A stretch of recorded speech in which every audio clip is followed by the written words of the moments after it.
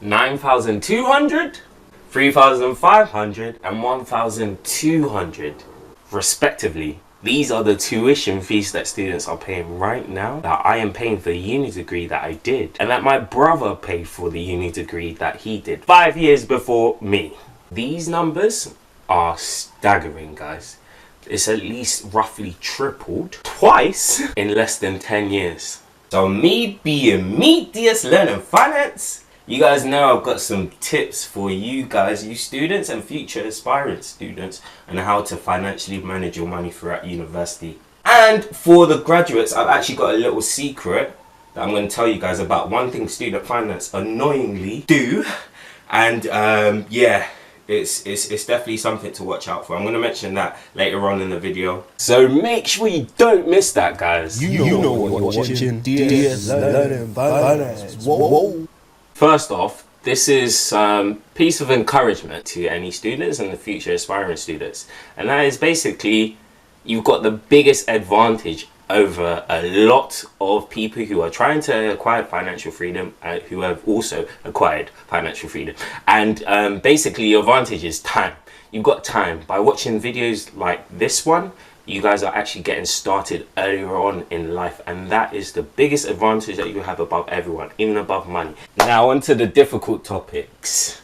My number one tip for students and any future aspiring students going to university, getting that student finance, getting all of that money into your bank account, is, do I need to say it?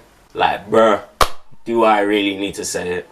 Don't stupidly spend your money, people. Oh my gosh, the amount of times I can count, it's unlimited, it's ridiculous. The amount of times I've seen people in uni spend money stupidly, living a millionaire lifestyle, and you ain't even got millions. You guys know it, I know it, we get gassed because of all of that student finance coming into our bank account at the beginning of every semester is such a large sum. We get gassed. And then at the end of the semester, approaching the end, we're all broke, flat broke. We're looking at the bottom of the barrel for the scraps and remaining money left over. Or maybe that's when it's time daddy and mummy become our best friends and they decide to give us some money.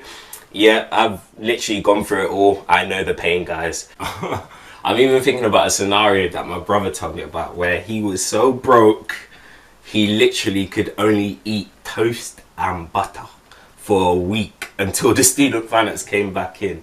I was just laughing. Don't get it twisted, I was never ever that broke, but I could definitely feel his pain on that. There's been cold winters and hot summers, boy, for me in university with being financially stable. It's been hard, to say the least. So I can understand, I can feel your pain. But truth be told, it actually comes down to poor financial management. If you want the honest, blunt truth, that's what it is. Ultimately, it's about pacing yourself. You guys need to understand it's a semester. It's not just a week or a couple weeks to spend that money that comes in. No, pace yourself. My next piece of wisdom to offer you guys is that you need to get a job, people. Students and future aspiring students, you need a job in university.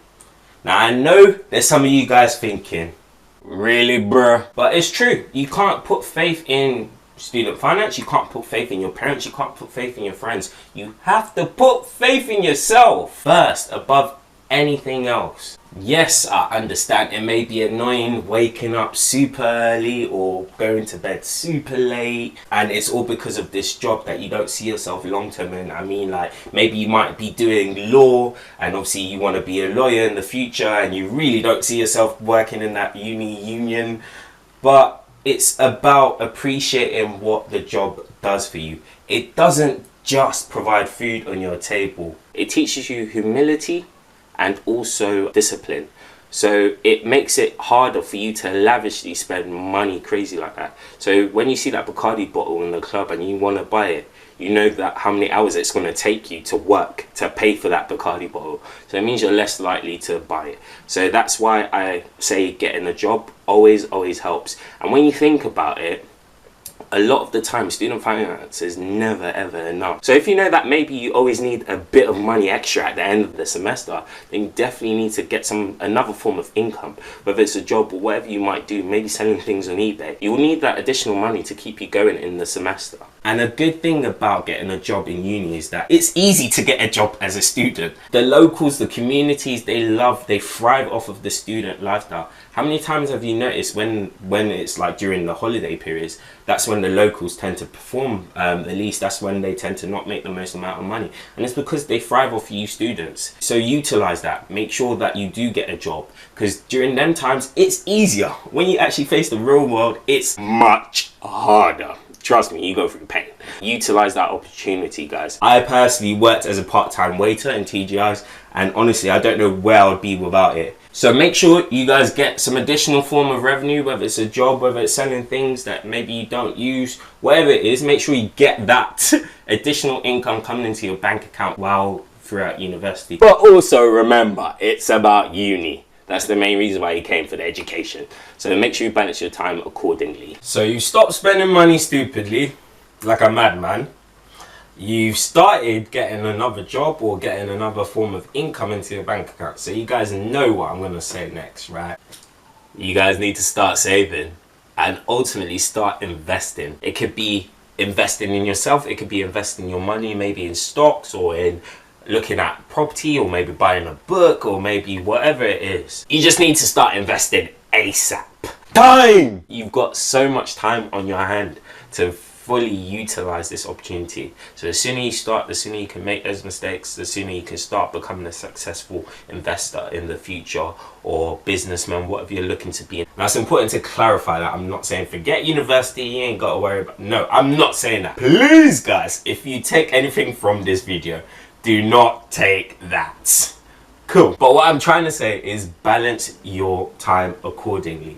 So instead of you going to a club, for example, every weekend, then maybe you can cut out one of those days on the weekend, maybe the Sunday. We both know the Sunday's the deadest day in the weekend. Maybe you can cut out that Sunday to sort of chill and maybe read some books in the stock market, or maybe speak to your cousin who's really big on property, increase your knowledge. And a good thing about investing in yourself is that a lot of the time investing in yourself is cheap.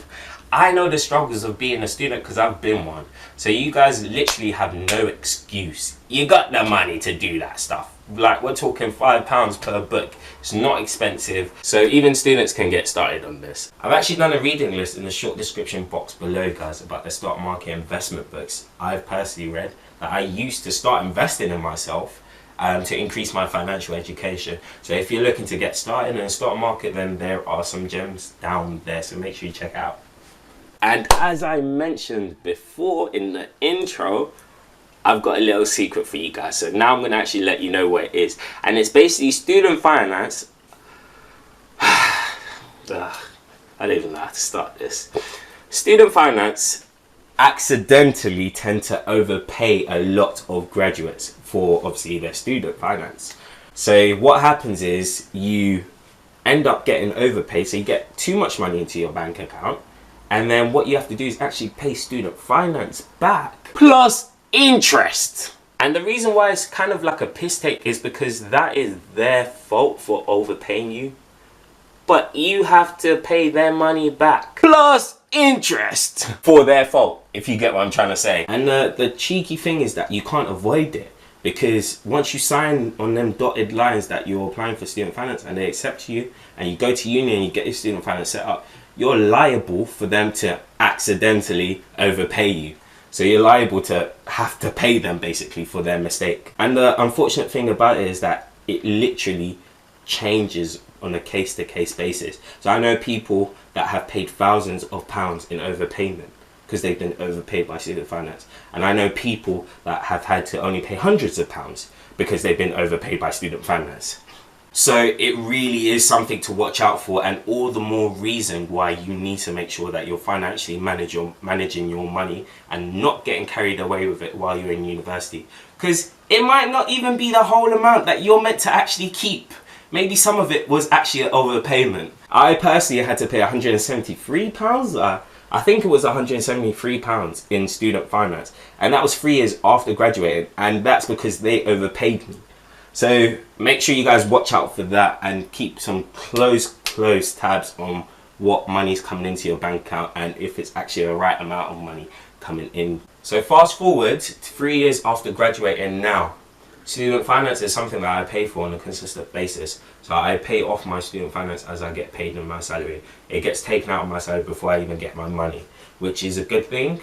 But at the same time, it's important to know how much interest you're paying, because that also dictates your future in terms of acquiring financial freedom. What I mean by that is that I personally have to pay 1.5% interest for the student finance I used during university. So what that means is every time I've got to make an investment, my investment must at least make 1.5% interest to just match the student finance interest rate. Otherwise, it would have been more effective for me to just pay off more of that student finance. And this doesn't even include all the tax you have to pay, all the fees and the inflation rate that you have to accommodate for whenever you're looking to invest your money. So you guys can already see you're fighting a battle uphill. Even though I'm a long-term investor and I'm looking to technically make thousands of percentage of returns in my investments, so in the grand scheme of things, that 1.5% isn't too bad. But it means that it's another thing for me to battle against while on this journey of becoming financially free. So it's one thing to bear in mind, guys. It's your favorite YouTuber, guys, Dami Solari. You know I talk about stock market investments, property investments, financial management too, like this one, giving you that consistent content, you know. Before you guys can go about doing whatever you're going to do for the rest of the day, you know what to do. Like, subscribe and share. DS Learning Finance. Whoa! Bye, guys. Whoa.